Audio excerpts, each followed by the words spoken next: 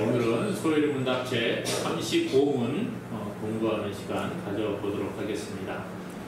네, 우리 먼저 문을 같이 한번 읽겠습니다. 거룩하게 하신 것이 무엇인가? 네, 거룩하게 하심이 무엇인가에 관해서 오늘 배우고자 하는데요. 답을 한번 같이 읽습니다. 거룩하게 하신 것은 하나님의 값없는 은혜의 역사이신데 이로써 우리가 하나님의 형상을 좇아 온 사람이 새로워짐을 얻고 점점 죄에 대하여서는 능히 죽고 의에 대하여서는 능히 살게 되는 것이다. 하나님의 부르심을 받은 자들이 얻는 유익의 첫 번째는 의롭다 하심을 얻는다고 말씀을 했습니다. 또 두 번째 유익은 양자, 하나님의 양자가 되는 것이라 그렇게 이야기를 했습니다. 그렇죠. 오늘 이제 세 번째 유익인데요. 거룩하게 하심, 하나님께서 우리를 거룩하게 해주신다는 거예요.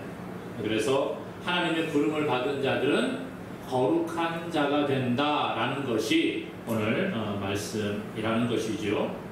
거룩하게 됨이 뭘까요? 여러분, 성화, 한문으로 이렇게 이야기를 하죠. 성화라 그렇게 말할 수가 있는데, 믿음으로 의롭게 된 사람들은 성화의 과정을 거치게 되어 있습니다.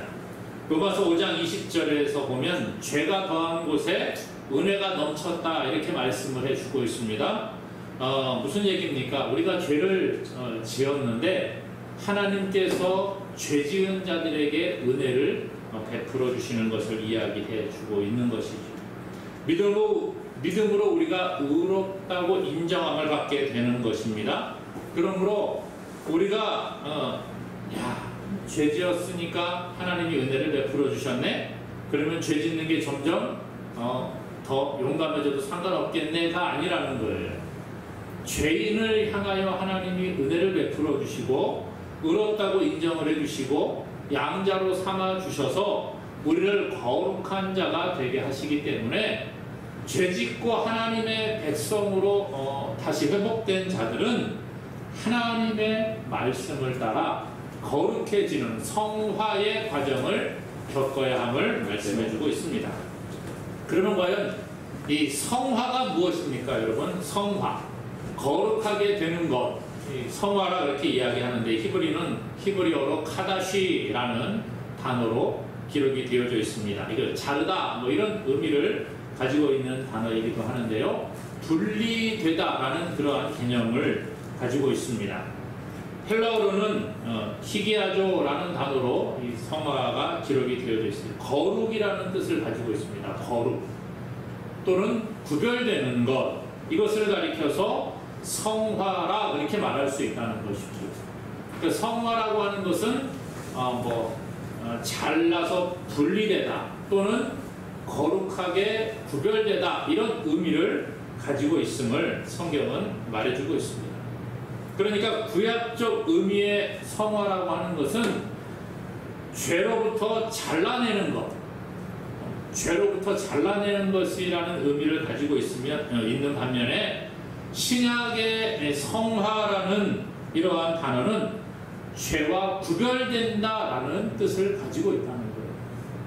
그래서 우리가 성화 그러면 죄로부터 구별되는 것, 분리되는 것, 잘라내는 것 이렇게 말할 수 있다는 것입니다. 제가 자주 말씀을 드리지요. 바둑판 이야기를 많이 하는데 바둑을 두는데 보면 바둑판 위에다가 이렇게 하얀 돌과 검은 돌을 가지고 바둑을 두게 됩니다. 바둑판을 보게 되면 바둑을 두고 있는 것을 보면 검은색 바둑알과 흰색 바둑알이 이렇게 바둑판 위에 섞여서 이렇게 놓이게 됩니다. 그렇죠. 서로 집을 차지하기 위해서 자기 영역을 형성하기 위해서 이렇게 돌을 놓지 않습니까? 그러니까 그 바둑판 위에는 검은색 돌과 흰색 돌이 막 섞여 있어요. 그렇죠? 섞여 있는데 섞여 있다고 해서 도대체 제가 검은색 알이 뭐고 흰색 알인지 모르겠어, 우리 그렇게 말하지 않잖아요. 바둑을 조금만 배운 사람이라고 하면 바둑판에다가 검은색 알과 흰색 알을 이렇게 섞어서 놓는 것을 보면서 야, 흰 집이 우세하네, 검은 집이 우세하네 이렇게 보더라고요. 무슨 얘기입니까? 비록 이 바둑판 위에 검은색 돌과 흰색 돌이 그 안에 섞여 있지만 아, 이것은 검은 돌이네, 아, 이것은 흰 돌이네, 구별이 된다는 거예요. 이게 바로 구별이라는 겁니다. 섞여 있지만 눈에 한눈에 딱 보면 알 수 있는 것, 이것이 바로 구별이라는 거예요. 성화라고 하는 것은 구별된다라는 뜻을 가지고 있다고 했는데 세상 가운데 우리가 살아갑니다. 그렇죠? 예수님 믿는 사람도 세상 가운데 살아가고 예수님 안 믿는 사람도 세상 가운데 살아갑니다. 여러분, 그런데 이 성화, 구별된 사람, 거룩하게 된 사람은 구별이 돼야 되는 거예요. 그런데 우리가 신앙생활을 하는 사람들의 입장에서 세상 가운데 탁 나갔을 때 아, 저 사람은 예수 믿는 사람 같아, 아, 저 사람은 예수님 안 믿는 사람 같아, 구별이 됩니까 여러분? 잘 안 돼요. 그래서 문제라는 거죠. 구별이 돼야 되거든요. 딱 어디를 가도 야, 저 사람은 교회 다니는 사람 같아, 이런 얘기 들어야 합니다. 뭐 그게 중요하죠. 어떤 사람은 성화 거룩하다 뭐 그랬더니만은 무슨 뭐 기도를 막 통성 기도를 하고 방언 기도를 하고 이래야만 거룩한 것인 양 생각하는 사람도 있습니다. 또 어디 가서 예수님 믿는 사람으로서 전도하는데 예수 천당 불신지옥 하면서 소리를 질러야지만 거룩한 사람인 것처럼 그렇게 오해하는 사람들도 있습니다. 그런데 그것만이 다가 아니라는 거예요. 물론 그런 사람도 거룩한 사람일 수가 있습니다. 그러나 성경은 그것을 가리켜 거룩하다 또는 성화되었다라고 말하고 있지 않다는 거예요. 그러면 오늘 소요리 문답에서는 성화에 대해서, 거룩하게 되는 것에 대해서 무엇이라고 이야기하고 있느냐. 오늘 소요리 문답 제35문에는요 이렇게 말하고 있어요. 하나님의 형상을 조차 온 사람이 새로워짐을 얻고, 하나님의 형상을 따라서 모든 사람이, 온 사람, 우리의 모든 몸과 우리의 마음과 우리의 육체가 새로워짐을 얻고 점점 죄에 대하여는 능히 죽고 의에 대하여는 능히 살게 되는 것이 바로 성화, 거룩하게 되는 것이다 라고 정의하고 있다는 것입니다. 죄에 대하여 죽고 의에 대하여 살아가는 것. 그러므로 오늘 우리는 이 죄악된 세상 가운데 살아가는데 하나님의 자녀로 구별된 삶을 살아야 되는 것, 성화의 삶을 살아야 한다는 것입니다. 이것이 하나님께서 하나님의 자녀들에게 요구하시는 삶이라는 거예요. 왕이 있습니다. 왕이 이제 자녀를 낳았어요.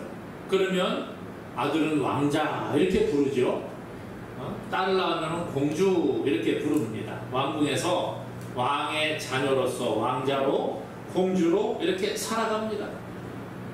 왕의 자녀로 왕자, 왕의 자녀로 공주의 삶으로 살아가는 것은 일반 백성의 삶과 똑같아요? 달라요?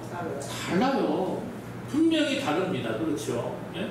왕자님 이렇게 누가 막 떠받들어 주는 것뿐만이 아니라 삶 자체가 다르다는 거예요.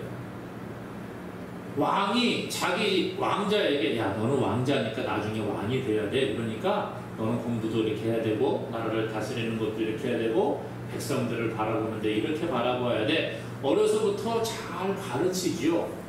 그러면 이 왕자는 어려서부터 그런 삶을 몸에 익히고 자라게 됩니다. 이게 왕자의 삶이라는 거예요. 오늘 하나님께서는 저와 여러분들을 향하여 하나님의 자녀의 삶을 살아가라 이렇게 말씀을 하십니다. 그래서 이스라엘 백성들에게 레위기 11장 45절에서 이렇게 말씀하세요. 같이 읽어볼까요? 나는 너희의 하나님이 되려고 너희를 애굽 땅에서 인도하여 낸 여호와라. 내가 거룩하니 너희도 거룩할지어다. 자, 하나님이 거룩하니까 우리는 어떻게 하라고요? 거룩하라는 거예요. 이게 하나님의 명령입니다. 하나님이 거룩하시니까 너희도 거룩해라. 우리는 하나님의 자녀라 그랬어요. 그렇죠? 양자 삼으셨다 지난 시간에 배웠죠? 하나님이 우리를 양자로 삼으셨기 때문에 우리는 하나님의 자녀라는 거예요.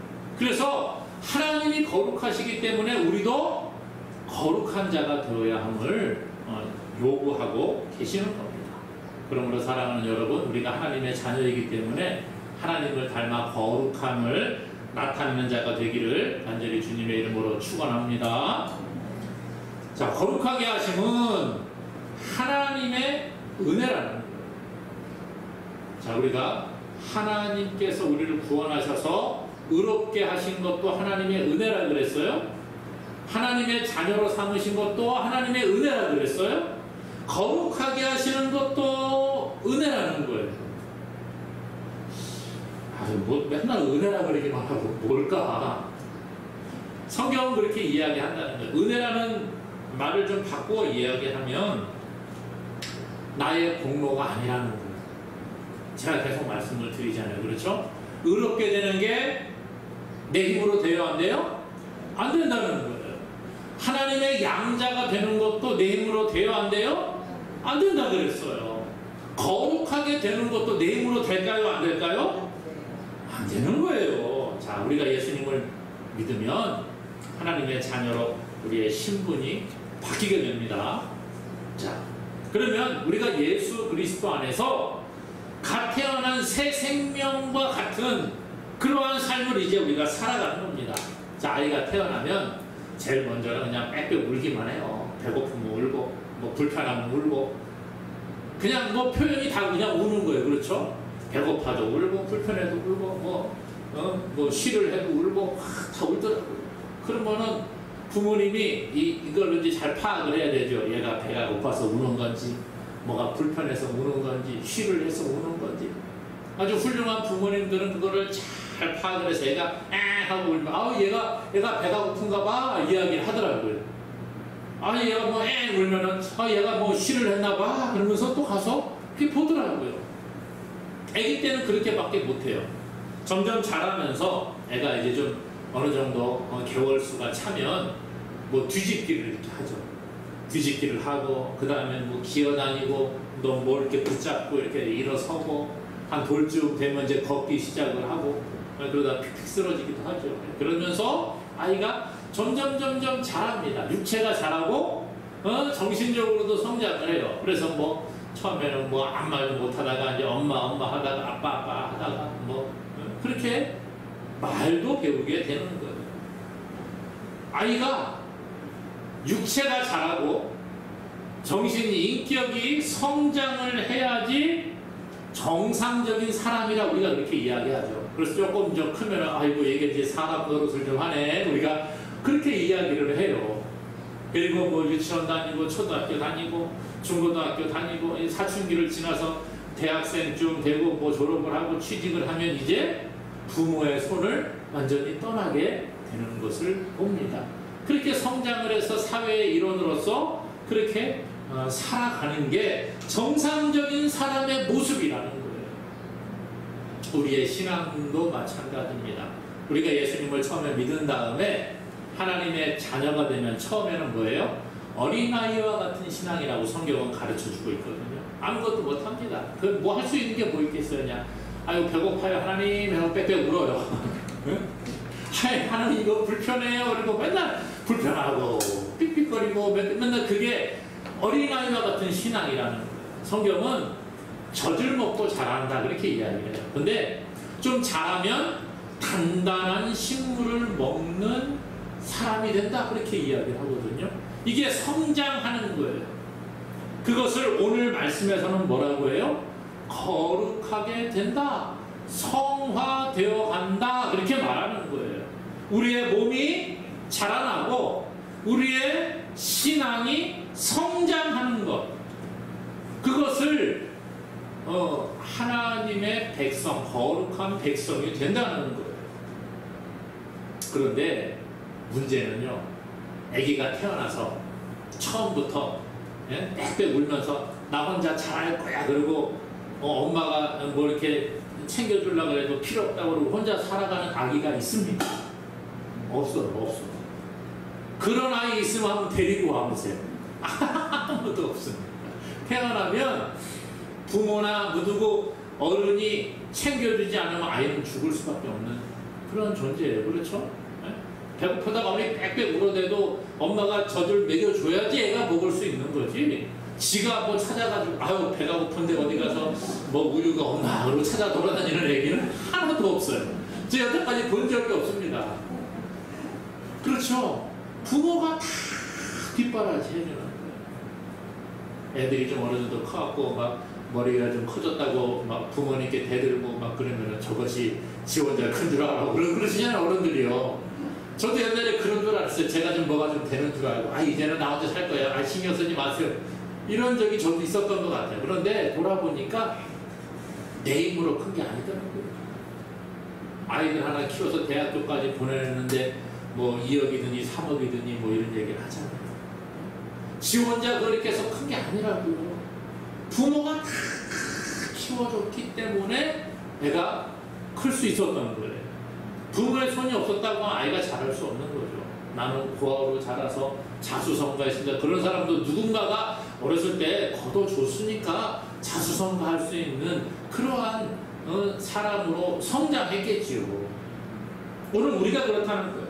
하나님의 자녀로 우리가 성장하고 성화되는 것은 내 힘이 아니라는 거예요. 하나님께서 우리를 자라게 하시는 줄로 믿습니다. 이게 바로 은혜라는 거예요. 성경은 그래서 이것을 은혜라 그렇게 이야기합니다. 그래서 거룩하게 하시는 것도 뭐예요? 하나님의 은혜라. 내 스스로 거룩하게 될 수 없다는 거예요.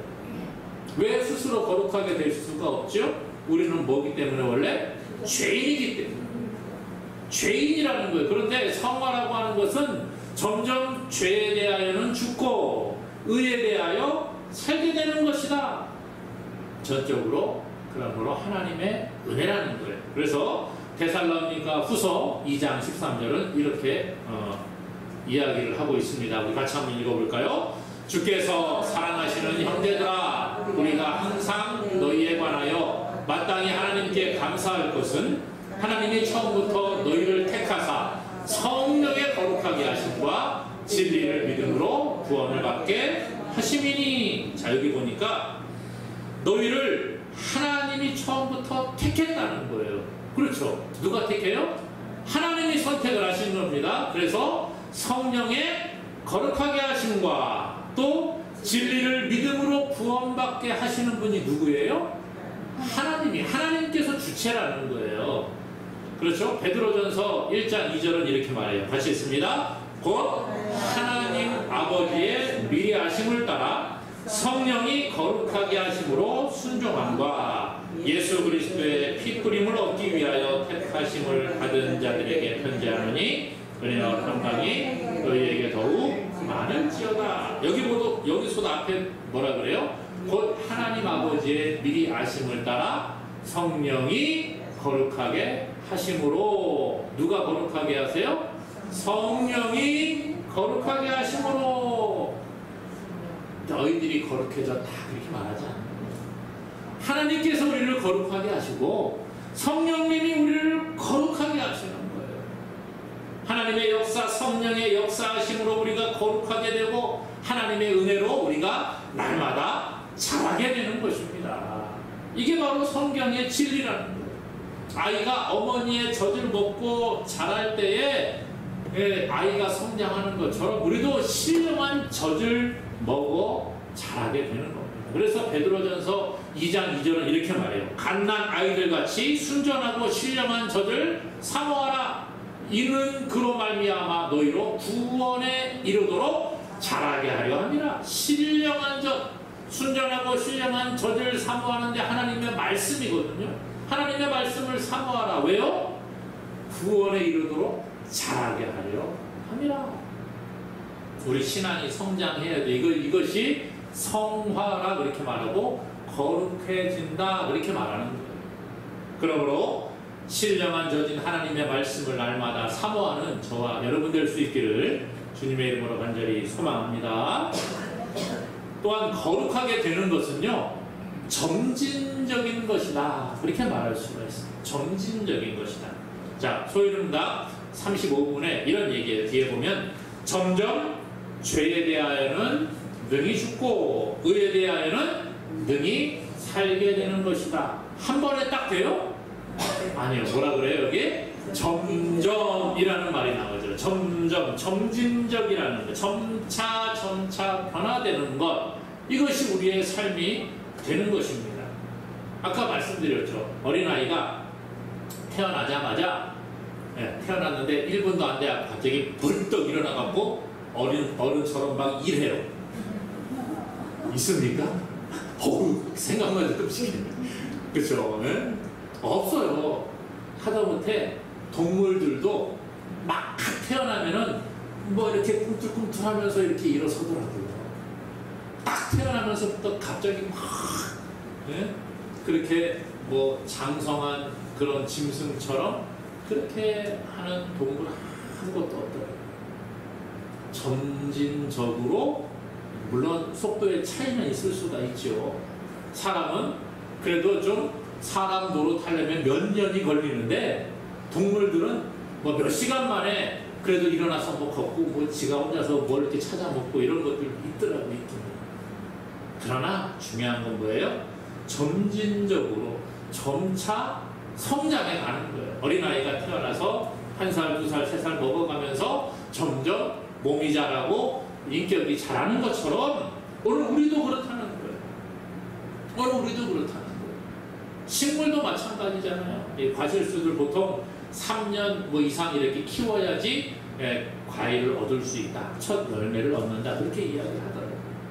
식물들 뭐 상추도 뿌리고 바로 먹습니까? 아니죠. 자라는 시간이 뭐 한 달이든 뭐 있어야 되잖아요. 일주일이든 있어야지 싹이 나오고 뭔가를 뜯어 먹을 수 있잖아요. 뭐든지 시간이 다 필요하다는 거예요. 어린아이가 걸음마를 배우고 말을 배울 때에도 처음부터 걸음마, 야, 자 이제 오늘부터 걷는 거야. 시작. 그럼 딱 걷는 게 아니에요.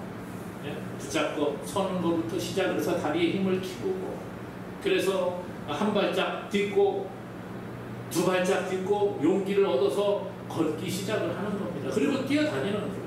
말도 마찬가지죠. 엄마 아빠 수도 없이 들어서 엄마 처음 입을 띄고 그러면서 말을 배워나가는 겁니다. 그래야지 유창하게 말할 수 있는 단계에 이르는 거예요. 한 걸음 한 걸음, 천리길도 한 걸음부터 가고 걸음을 떼는 것이 있어야 되는 거예요. 그게 바로 오늘 우리의 신앙의 모습입니다. 우리가 거룩하게 되는 것, 예수님을 믿는 그 순간부터 딱 거룩해지느냐, 그게 아니라는 거예요. 사람들 착각하는 것, 세상 사람들이 착각하는 것, 저 사람 예수 믿는데 왜 저러냐, 이런 얘기 한다 그랬잖아요. 그럼 뭐라 그래요? 그나마 예수님 믿고 저렇게 바뀐 겁니다. 그렇게 얘기를 해요. 그게 맞는 거잖아요. 그렇죠. 어린아이가 처음에 태어나자마자 에이 무슨 사람이다 걷지도 못해 이러면은 그 말하는 사람이 이상한 사람 아니겠어요? 똑같습니다. 우리의 신앙은. 예수 믿는 사람도 처음부터 거룩하게 되는 게 아니에요. 목사님들 보십시오. 목사님들이라고 다 거룩합니까? 아니에요. 어떤 목사님 보면은 저 사람이 목사가 맞나, 제가 봐도 그런 분이 가끔씩 계십니다. 왜요? 성화, 거룩함이 좀 덜 되는 분이에요. 거룩해져가는 과정인데, 모두가 다 거룩해져가는 과정인데, 이분은 조금 거룩함이 부족하게 되는 거죠. 이해해야 됩니다. 우리가 무조건 욕할 것이 아니라, 그래 나도 그렇고 저분도 마찬가지고, 그래 좀 거룩함이 부족해서 그래, 그렇게 우리가 인정해야 합니다. 계단을 올라갈 때 한 걸음 두 걸음 올라가야지 저 꼭대기까지 도달할 수가 있습니다. 한 번에 쫙 가면 좋겠지만 안 그래요. 엘리베이터 타면 금방 올라가는데요. 그렇죠. 엘리베이터 타면 금방 올라가죠. 근데 1층부에 일단 타야 돼요. 그래야지 올라가죠. 네? 뭐든지 다 시작이 있고 과정이 있고 그래야지 결과를 얻을 수 있는 겁니다. 성화도 마찬가지예요. 오늘 말씀은 그런 이야기를 하는 거예요. 그래서 점점 죄에 대하여는 죽고 의에 대하여는 점점 살게 되는 거예요. 그게 신앙인의 삶이라는 거예요. 언제까지 계속해야 됩니까? 죽을 때까지 하는 거예요. 죽을 때까지 하는 거예요. 아, 나 이 정도면 됐어. 아이, 목사님, 저는 한 10년 하니까 이제 된 것 같아요. 한 10년쯤 하니까 된 것 같아요. 아유, 저는 목사님 한 30년 했으니까 이 정도 완벽한 것 같아요. 그런 분 계십니까, 여러분? 없어요. 없어요. 예전에 연세가 많으신 목사님은 제가 은퇴하시고 연세가 많은 목사님하고 대화를 나눈 적이 있어요. 근데 그런 얘기 하시더라고요. 이제는 옛날 같지가 않고 눈도 잘 안 보이고 귀도 어두워지고 이제 성경 보는 것도 힘들어. 그런 얘기 하시더라고요. 어떤 목사님 그 얘기 하시더라고요. 그러면서 이런 얘기예요. 이제는 성경 보기도 힘들고 그래서 나는 성경을 외워 그러시더라고요. 성경 보는 게 힘드니까 한 절을 이렇게 보고 외우신다는 거죠. 그 말씀 하나 붙잡고 살아가는 거예요. 그게 신앙인의 모습 아니겠습니까, 여러분? 뭐 많이 읽는 게 중요한 게 아니라 한 절이라도 그게 외운다는 게 뭐예요? 내 삶에 적용하는 겁니다. 그게 바로 성화라는 거예요. 성화. 사랑하는 여러분, 오늘 우리는 날마다 전쟁터에서 살아가요. 전쟁터에서 뭐 생존 경쟁을 하며 살아갈 뿐만 아니라 신앙적으로도 영적인 전쟁을 합니다. 그래서 갈라디아서 5장 17절 이렇게 말합니다. 같이 한번 읽어보겠습니다. 육체의 소욕은 성령을 거스르고 성령은 육체를 거스르나니 이 둘이 서로 대적함으로 너희가 원하는 것을 하지 못하게 하려 하느니라. 정확한 말을 하고 있죠. 육체의 소욕은 뭘 거슬러요? 성령을 거스르고 성령은 육체를 거스른다는 거예요. 이 둘이 서로 뭐예요? 대적하고 있다는 거예요. 대적하고 있다. 제가 어렸을 때부터 옛날에 들었던 그런 예화가 있습니다. 선교사님들이 설교를 하는데 우리 마음에는 검은 토끼, 하얀 토끼 있어요. 이러면서 가르쳤다는 거예요. 그렇죠? 검은 토끼가 있고 하얀 토끼가 있고 그래서 하얀 토끼가 야, 이건 착하게 살아야 돼. 그럼 착하게 살다가 검은 토끼가 야, 너는 좀 괜찮아. 제가 잘못했으니까 너도 그렇게 해도 돼. 그러면 또 보고 따라간다는 거지요. 오늘 우리 마음이 그렇게 하는 거예요. 성령의 소욕이 있고 육체의 소욕이 있습니다. 성령이 계시고 육체의 소욕이 날마다 뭐예요? 싸우는 거예요. 예수님 믿는다고 해서 육체의 소욕은 완전히 죽어 없어져 버렸고 성령만 남아있으면 제일 좋겠는데 안 그래요. 안 그래요. 그러면 좋을 텐데 이상하게 자꾸 뭐가 올라와요. 에? 나한테 잘못하면 기분이 나쁘고 예수님 믿기 전에 했던 그 배웠던 온갖 욕들이 막 여기서부터 막 이렇게 막 떠다니고 그렇게 되지 않습니까? 누가 나한테 딱 때려보면 참아야지. 한 번은 참을 수 있을지 몰라도 몇 번이나 참을까요, 여러분? 베드로가 예수님께 물어봤잖아요. 예수님, 형제가 나한테 잘못하면 몇 번 용서해 줄까요? 7번 하면 됩니까? 7번씩 7번 해라. 아이고, 말도 안 되는 소리 하지 마세요. 아마 그럴 것 같아요, 저 같으면. 7번은 무슨 7번, 2번도 못 참는데요, 그냥. 한 번 때리면, 실수를 그랬는데 또 때려봐요. 그러면 이게, 그리고 싸우지 않겠어요? 그게 우리의 모습이에요. 그게 육체의 소욕이라는 거예요. 육체의 소욕이 날마다 성령과 싸우는 거예요. 그래서 좀 예수 믿고 착하게 살아보려고 하는데 잘 안 돼요. 그게 우리의 모습입니다. 그래서 성경은 뭐라 그래요? 날마다 우리를 쳐서 뭐 해라고요? 복종시키라는 거. 바울이 그랬잖아요. 고린도전서 9장 27절에 내가 내 몸을 쳐 복종하게 하면 내가 남에게 전파한 후에 자신이 도리어 버림을 당할까 두려워하노라. 자신을 쳐서 날마다 복종하게 한다는 거예요. 이 땅에서 완전한 성화라는 것은 없습니다, 여러분. 예? 어느 순간 내가 완전해졌어가 아니라는 거예요. 끝까지 예수님 다시 오시는 그날까지 내가 이 세상에 숨이 멎는 그날까지 계속해서 거룩한 자가 되어 가는 것입니다. 성경에 있는 많은 위대한 인물들도 똑같았습니다. 세상이 홍수로 멸망을 받을 때 구원받은 노아와 그 식구들도 마찬가지였습니다.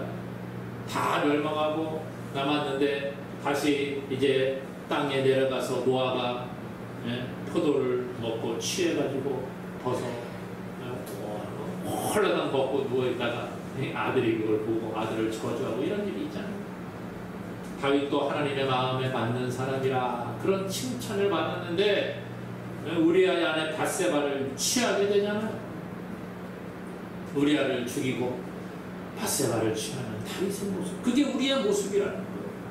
그러므로 날마다 우리 자신을 돌아보고 하루하루 우리가 점진적인 성화를 이루어가는 저와 여러분 되기를 주님의 이름으로 소망합니다.